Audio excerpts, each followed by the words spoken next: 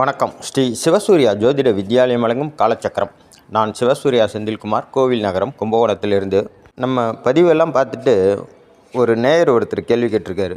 அதாவது ஒரு வேண்டுகோளாக கேட்டிருக்காரு. என்ன கேட்டிருக்காருன்னு பார்த்தீங்கன்னா, எனக்கு கேன்சர் ஆரம்ப நிலையில் இருக்குது, எல்லாத்துக்கும் கோவில் சொல்கிறீங்க, இந்த கேன்சர் நோயை குணப்படுத்துறதுக்குன்னு எதுவும் கோவில் இல்லையா?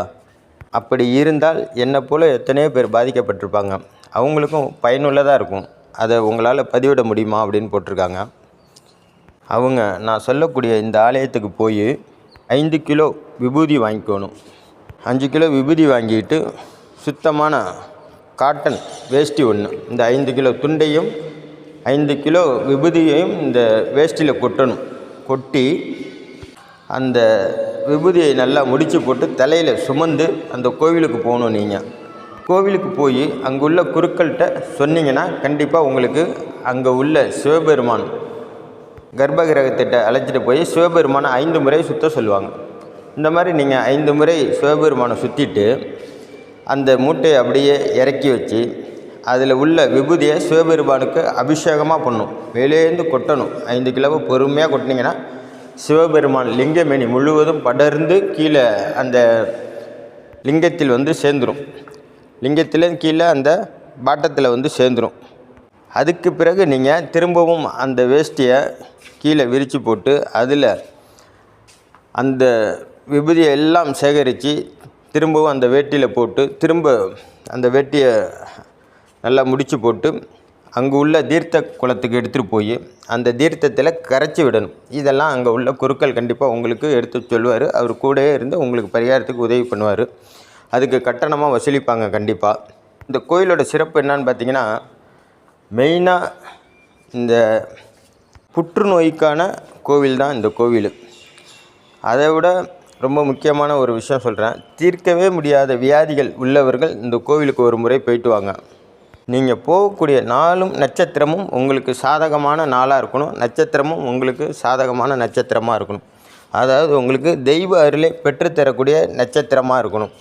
உங்கள் நட்சத்திரத்திலேருந்து 6வது நட்சத்திரமாக வரக்கூடிய நாள் உங்களுக்கு தெய்வ அனுகூலத்தை பெற்றுத்தரக்கூடிய நட்சத்திர பாதமாக இருக்கும்.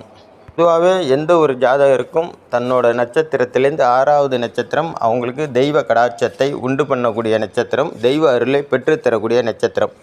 இந்த நட்சத்திரமும் உங்களுக்கு யோகமான நாளாகவும் இருந்து நீங்கள் இந்த கோயிலுக்கு போகும் பட்சத்தில் கண்டிப்பாக 100% உங்களுடைய அந்த கர்மா கழிந்துவிடும். தீர்க்கவே முடியாத வியாதிகள், தீர்க்கவே முடியாத உபாதைகள் இதெல்லாம் இந்த கோயிலுக்கு போனால் கண்டிப்பாக நிறைவேறும், தீர்ந்துடும்.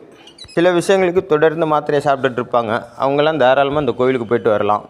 முக்கியமாக இந்த கேன்சரால் பாதிக்கப்பட்டவர்கள் போய் அந்த பரிகாரத்தை செய்யும்போது அவங்களுக்கு 100% நன்மைகள் ஏற்படுறதா அந்த கோவில் நிர்வாகமே சொல்கிறாங்க.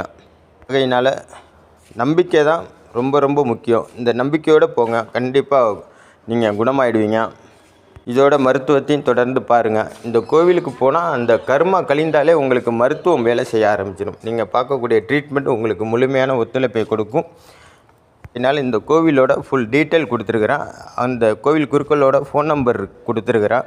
பார்த்து பயன்பெற்று கொள்ளுங்கள். இந்த மாதிரி மற்றவங்களுக்கும் இந்த மாதிரி பிரச்சனைகள் தான், அவங்களுக்கும் இந்த பதிவை ஷேர் பண்ணுங்கள்.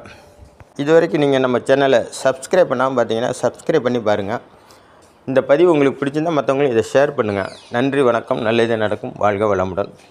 கோவில் எங்கே இருக்குதுன்னு பார்த்தீங்கன்னா, விழுப்புரம் மாவட்டம் பேரங்கியூர் அப்படிங்கிற ஏரியாவில் திருமூலநாதர் அப்படின்ற பேரில் பகவான் அருள் பாலிக்கிறாரு.